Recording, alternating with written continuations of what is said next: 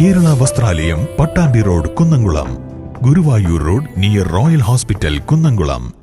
Latin American രാഷ്ട്രമായ വെനസ്വേലയിൽ അതിക്രമിച്ചു കയറി അമേരിക്ക നടത്തിയ വ്യോമാക്രമണവും വെനസ്വേലൻ പ്രസിഡന്റ് നിക്കോളാസ് മഡൂറോയെയും ഭാര്യയെയും ബന്ദിയാക്കിയ നടപടിയിൽ പ്രതിഷേധിച്ച് ഡിവൈഎഫ്ഐ വടക്കാഞ്ചേരി ബ്ലോക്ക് കമ്മിറ്റിയുടെ നേതൃത്വത്തിൽ അത്താണി സെന്ററിൽ സംഘടിപ്പിച്ച പ്രതിഷേധ പ്രകടനം ഡിവൈഎഫ്ഐ തൃശൂർ ജില്ലാ കമ്മിറ്റി അംഗവും വടക്കാഞ്ചേരി ബ്ലോക്ക് സെക്രട്ടറിയുമായ ER രാഹുൽ ഉദ്ഘാടനം ചെയ്തു.